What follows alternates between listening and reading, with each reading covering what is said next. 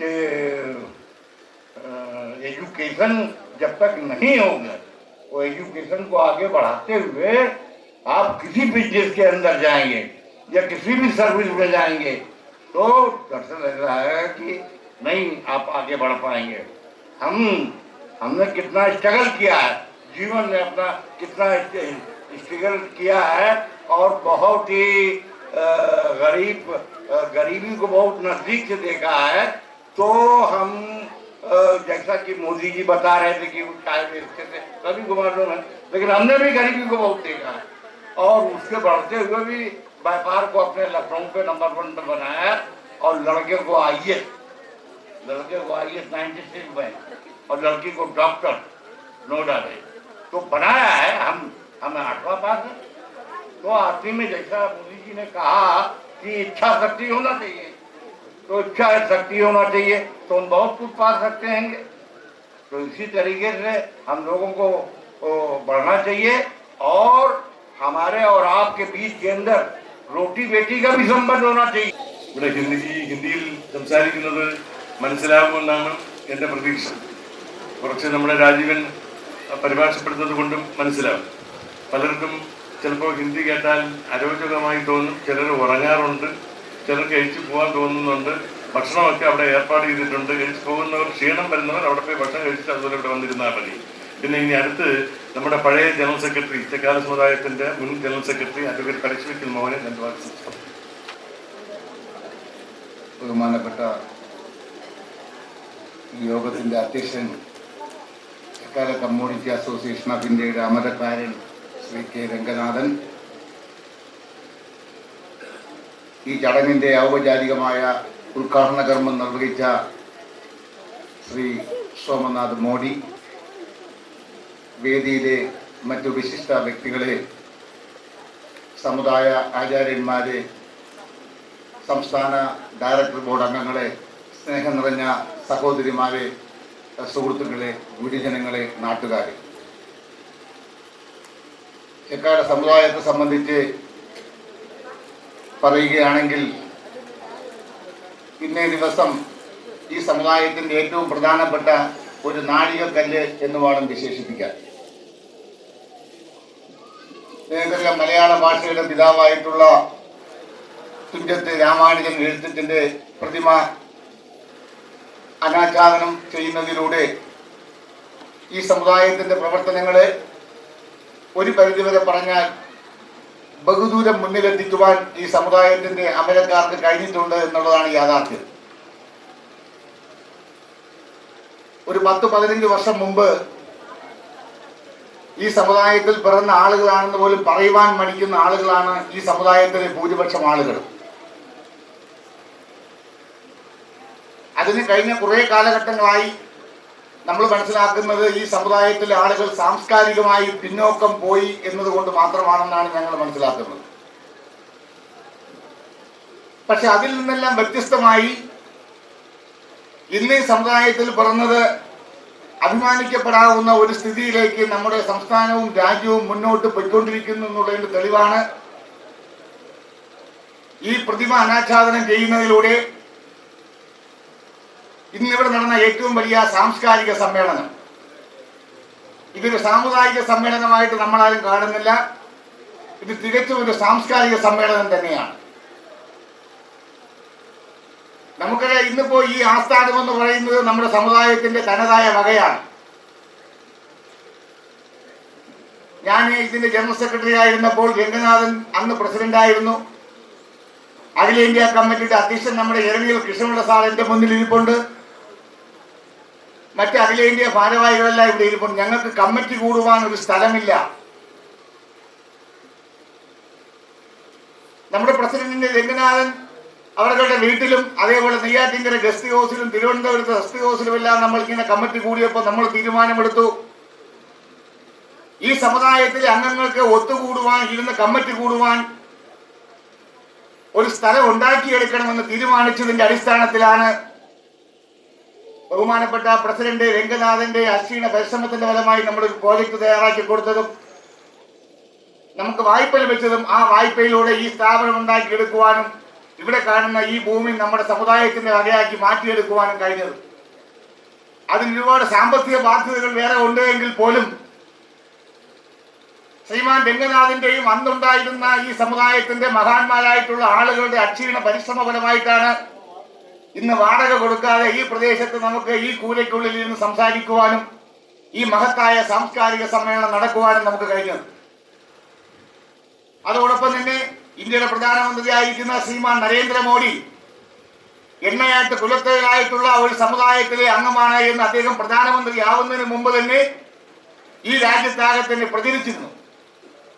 ആ പ്രചരണം ഒരു പരിധിവരെ വ്യാപകമായി വളർന്നു വന്നപ്പോൾ ഈ സമുദായത്തിലെ ആളുകൾ ഞാൻ നായരാണ് നമ്പൂതിരിയാണെന്നെല്ലാം പറഞ്ഞ് മാറി നിൽക്കുന്ന പല ആളുകളും മക്കളുടെ SSLC ബുക്കിൽ പോലും തെക്കാല സമുദായത്തിൽ പറഞ്ഞ ആളുകൾ നായരെന്ന് രേഖപ്പെടുത്തി ഇന്ന് ജീവിക്കുന്ന ഈ കാലഘട്ടത്തിൽ ഇന്നിപ്പോ പലരും പറയുന്നു ഞാൻ തെക്കാലയാണ്, എണ്ണയായിട്ട് കുലത്തൊഴിലായിട്ടുള്ള സമുദായത്തിന്റെ അംഗമാണ് എന്ന് പറയാനുള്ള ആർജവം ചങ്കൂറ്റം കാണിച്ചതിൽ വളരെ സന്തോഷമുണ്ട്. തികച്ചും യാഥാർത്ഥ്യമാണ് ഞാനിത് പറയുന്നത്. വിദ്യാഭ്യാസപരമായും സാമ്പത്തികമായി വരെ ഉയർന്നു വരുവാൻ ഈ പ്രസ്ഥാനത്തിനും ഈ സമുദായ അംഗങ്ങൾക്ക് കഴിയും എന്ന് മാത്രം സൂചിപ്പിക്കുന്നു. അതോടൊപ്പം തന്നെ ഈ സമുദായത്തിന്റെ വകയായിട്ടുള്ള ഒരു വിദ്യാഭ്യാസ സ്ഥാപനം ഉണ്ടാക്കാനുള്ള ട്രസ്റ്റും നമ്മുടെ ബഹുമാനപ്പെട്ട പ്രസിഡന്റ് ഉണ്ടാക്കി വെച്ചിട്ടുണ്ട്. ആ ട്രസ്റ്റിനെ കുറെ കൂടി മെച്ചപ്പെടുത്തിയെടുത്ത് നമ്മുടെ സംസ്ഥാനത്തും രാജ്യത്തുമാകെ തന്നെ ഈ സമുദായത്തിലെ ആളുകൾക്ക് അവരുടെ മക്കൾക്ക് പഠിക്കുവാനും അവർക്ക് തൊഴിൽ കൊടുക്കുവാനുള്ള സംരംഭങ്ങൾ ഉണ്ടാക്കിയെടുക്കുവാൻ ഉയർത്തിക്കൊണ്ടുവരുവാൻ ഈ സമുദായത്തിലെ മുഴുവൻ അംഗങ്ങളും പ്രവർത്തിക്കണം.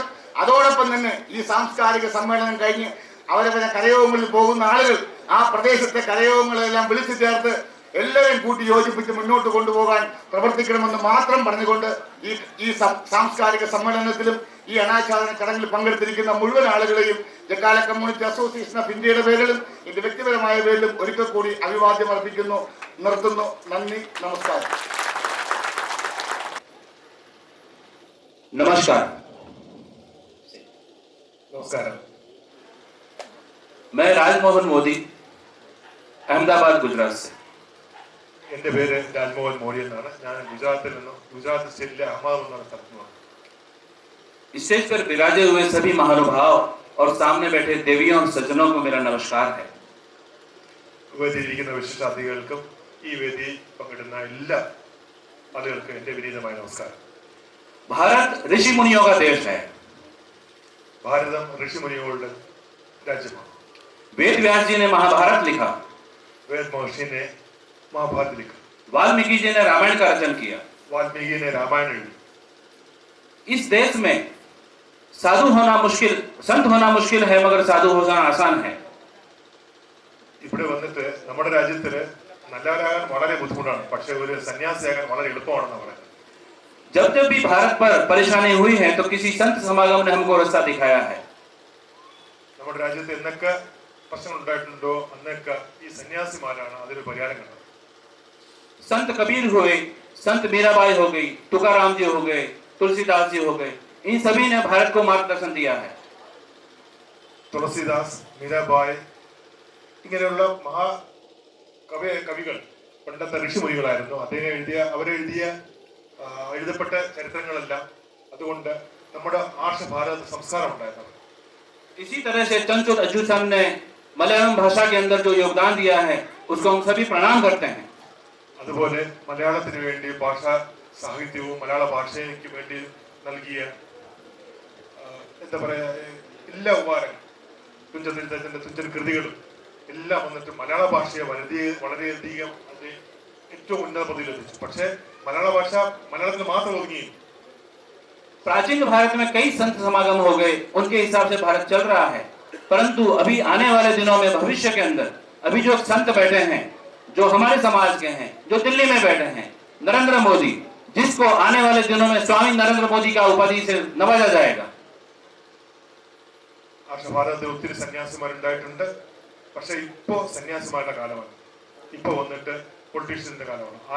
ആരാണോ ദേശത്തെ നേർവഴിക്ക് നയിക്കുന്നത് അവരുടെ കാലമാണ്. ഇപ്പോൾ നരേന്ദ്രമോദിയാണ് നമ്മുടെ പ്രധാനമന്ത്രി. അദ്ദേഹം നമ്മളെ ഇന്ത്യ നയിക്കുകയാണ്. जिस तरह से ये भारत प्राचीन ग्रंथों के अनुसार चल रहा है, तो आने वाला भारत नरेंद्र मोदी जी के विचारों से चलेगा तो प्रगति निश्चित है। आपको सफलता मिलेगी और मिलेगी। ആർഷഭാരത സംസ്കാരത്തിന്റെ അടിസ്ഥാനത്തിലാണ് ഭാരതം ഇന്ന് മുന്നോട്ട് പോയിക്കൊണ്ടിരിക്കുന്നത്. അതുപോലെ നരേന്ദ്രമോദിയുടെ നേതൃത്വത്തിലാണ് ഇന്ന് ഇന്ത്യ ഗവൺമെന്റ് പോയിക്കൊണ്ടിരിക്കുന്നത്. തീർച്ചയായിട്ടും അദ്ദേഹത്തിന്റെ ഈ ഭരണം നന്മയിലേക്ക് തന്നെ ഉണ്ടാവും.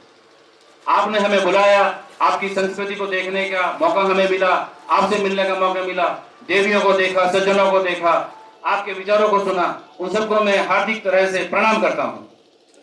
എനിക്കിവിടെ ഈ പരിപാടിയിൽ വന്നെത്താൻ കഴിഞ്ഞു. നിങ്ങളുടെ സംസ്കാരവും നിങ്ങളുടെ ഭാഷയും നിങ്ങളുടെ ആചാരങ്ങളും ഇവിടെ കൂടിയിരിക്കുന്ന എല്ലാ ജനങ്ങളെയും ചെക്കാല സമുദായത്തിൽ അല്ലെങ്കിൽ എണ്ണയാട്ട് പരമ്പരാഗത തൊഴിലാളികളായ എല്ലാ സമുദായങ്ങളെയും കാണാൻ കഴിഞ്ഞത് വളരെയധികം സന്തോഷമുണ്ട്. हम गुजरात से आए हैं और यहाँ पर देख रहे हैं. आपको कभी गुजरात में कभी किसी का काम पड़े तो हम आपके लिए तैयार हैं. ഞാൻ ഗുജറാത്ത് സ്റ്റേറ്റിൽ നിന്ന് വരികയാണ്. തീർച്ചയായിട്ടും നിങ്ങൾക്ക് എപ്പോഴെങ്കിലും ഗുജറാത്തിൽ എന്തെങ്കിലും ആവശ്യമുണ്ടെങ്കിൽ വരികയാണെങ്കിൽ തീർച്ചയായിട്ടും എനിക്കൊരു അവസരം തരണമെന്നാണ്. मैं फिर से इस तपोभूमि को प्रणाम करता हूँ, आप सबको प्रणाम करता हूँ और यहाँ पर बुलाने के लिए फिर से दिल से आभारी प्रकट करता हूँ. जय हिंद, जय भारत. വീണ്ടും വീണ്ടും ഞാൻ നിങ്ങൾ ഓരോരുത്തർക്കും ഞാൻ നന്ദി അർപ്പിക്കുകയാണ്. എന്നെ ഇവിടെ ക്ഷണിച്ചതിനും ഈ മഹത്തായ പരിപാടിയിൽ പങ്കെടുത്തതിനും വളരെയധികം നന്ദി. ജയ് ഹിന്ദ്, നന്ദി, നമസ്കാരം. മഹാസദസ്സിൽ സംസാരിക്കുന്നതിന് നമ്മുടെ ഈ ഗ്രാമപഞ്ചായത്തിന്റെ പ്രസിഡന്റിനെ വിനയപൂർവ്വം ക്ഷണിച്ചു. ബഹുമാനമുള്ള വേദിയിലിരിക്കുന്ന വിശിഷ്ട വ്യക്തികളെ, സ്നേഹമുള്ള നാട്ടുകാരെ, ഇങ്ങനെ ഒരു ചടങ്ങിൽ പങ്കെടുക്കാൻ കഴിഞ്ഞതിൽ ഒരുപാട് സന്തോഷമുണ്ട്. ശരിക്കും ഞാൻ വിചാരിച്ചത് ഇവിടുത്തെ പ്രോഗ്രാം എല്ലാം കഴിഞ്ഞ് കാണും. രാവിലെ വേറെ 1-2 പ്രശ്നത്തിൽ അകപ്പെട്ടു പോയി. അപ്പം ഞാൻ വിചാരിച്ചു ഇവിടെ വന്ന് പഞ്ചായത്ത് പ്രസിഡന്റ് എന്നുള്ള നിലയിൽ വന്നില്ലെങ്കിലും മോശമാണ്. അതുകൊണ്ട് ഇവിടെ നിൽക്കുന്ന ആൾക്കാരെല്ലാം കഴിഞ്ഞ് കാണുമെന്ന് വിചാരിച്ചു. അപ്പോൾ ഇവിടെ നിൽക്കുന്നവർ അല്ലെങ്കിൽ ഇതിൻ്റെ സംഘാടകരെങ്കിലും കണ്ട് 2 വാക്ക് സംസാരിച്ചിട്ട് പോകാമെന്ന് കരുതിയാണ് വന്നത്. അപ്പോൾ ഇങ്ങനെ ഒരു അവസരം കിട്ടിയതിൽ ഞാൻ ആദ്യമേ നന്ദി പറയുകയാണ്. നമ്മൾ മലയാളികൾ എന്ന് പറയുമ്പോൾ മലയാള ഭാഷയുടെ പിതാവായിട്ടുള്ള തുഞ്ചത്ത് രാമാനുജൻ എഴുത്തച്ഛൻ്റെ പ്രതിമ അനാച്ഛാദനം ചെയ്യുന്ന ഒരു മഹത്തായ ഒരു ചടങ്ങിലാണ് നമ്മളെല്ലാവരും ആയിരിക്കുന്നത്. ശരിക്കും നമ്മളൊക്കെ മലയാളികളാണെങ്കിൽ പോലും മലയാളത്തെ എങ്ങനെ മറക്കാം എന്നുള്ള ഒരു കാലഘട്ടത്തിലൊക്കെയാണ് നമ്മൾ ജീവിക്കുന്നത്. ഇപ്പോൾ മലയാള ഭാഷയ്ക്ക് ഒട്ടും പ്രാധാന്യമില്ലാത്ത അല്ലെങ്കിൽ അന്യഭാഷകൾക്ക് വളരെയധികം പ്രാധാന്യം കൊടുക്കുന്ന ഒരു കാലഘട്ടം തന്നെയാണ് നമ്മളൊക്കെ ജീവിക്കുന്നത്.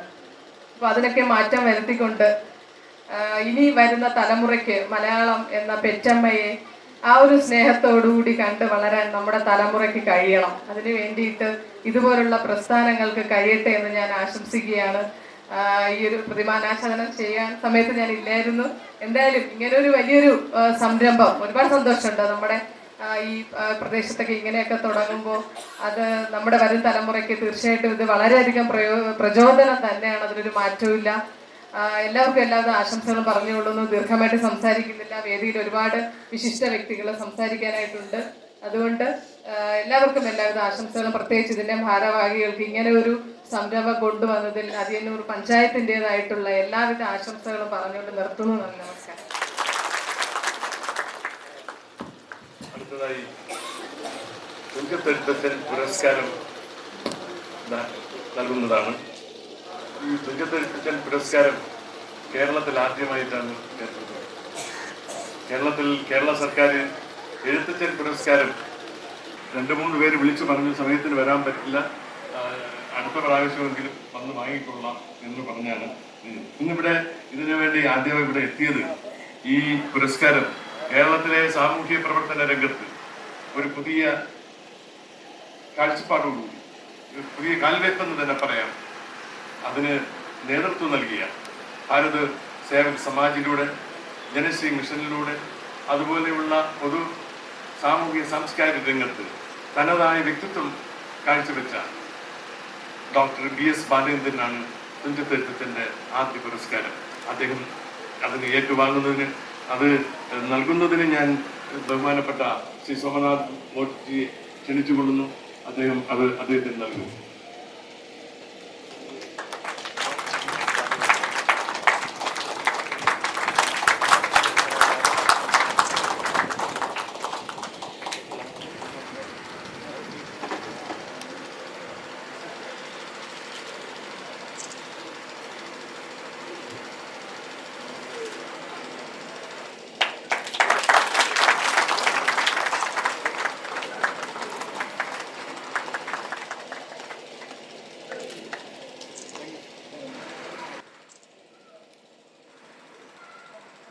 എണ്ണയാട്ട് കുലത്തൊഴിലാക്കിയ കുടുംബത്തിൽ ജനിക്കുകയും ഒരു സർക്കാർ ഉദ്യോഗസ്ഥനായിരിക്കെ അതിനുശേഷം ശ്രീ കെ കരുണാകരന്റെ അടുത്ത ബന്ധപ്പെടുകയും അദ്ദേഹത്തിന്റെ അടുത്ത സുഹൃത്തും സഹചാരിയുമായിരുന്ന ശ്രീ രാമേന്ദ്രൻപിള്ള അദ്ദേഹം പെൻഷനായതിനു ശേഷം വേദാന്ത സിദ്ധാന്തത്തെക്കുറിച്ച് പഠനങ്ങൾ നടത്തുകയും അതിനനുസരിച്ച് 13 പുസ്തകങ്ങൾ ഒരു നിശ്ചിത കാലഘട്ടത്തിൽ എഴുതി പൂർത്തിയാക്കുകയും അത് കേരളത്തിന് ഒരു പ്രത്യേക ഒരു വലിയ സംഭാവനയായി ഈ സമുദായം കണ്ടതുകൊണ്ട് അദ്ദേഹത്തിന് ശ്രീ അഡ്വക്കേറ്റ് ബി രാമചന്ദ്രൻ പിള്ള അദ്ദേഹത്തെ ഞാൻ ആദരപൂർവ്വം ക്ഷണിച്ചു.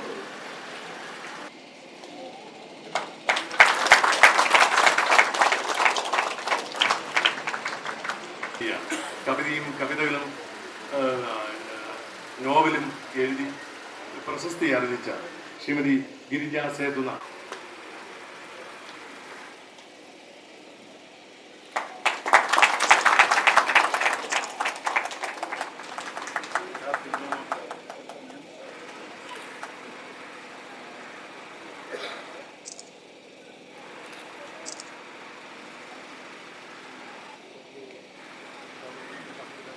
പടം വരയ്ക്കുകയും അത് പ്രതിമയാക്കി തരികയും അങ്ങനെ കേരളത്തിൽ ആദ്യമായി തുഞ്ചത്തെഴുത്തച്ഛൻ്റെ പ്രതിമ സ്ഥാപിച്ച് നമ്മുടെ അനുഗ്രഹിച്ച ശ്രീ സുദർശൻ എൻ പണിക്കർ.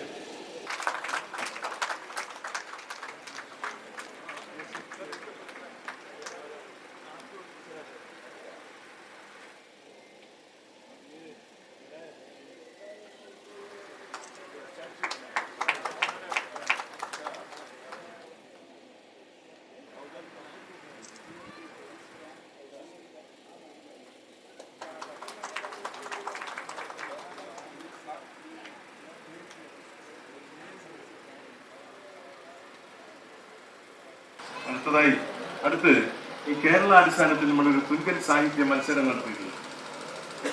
അവരുടെ കലാസൃഷ്ടികൾ വാങ്ങി അതിൽ റിസൾട്ട് നൽകി അതിൽ 1ാം സ്ഥാനം ലഭിച്ച എസ് ദേവി കൃഷ്ണ പന്തളത്ത് നിന്ന് വന്നിട്ടുള്ള പന്തളം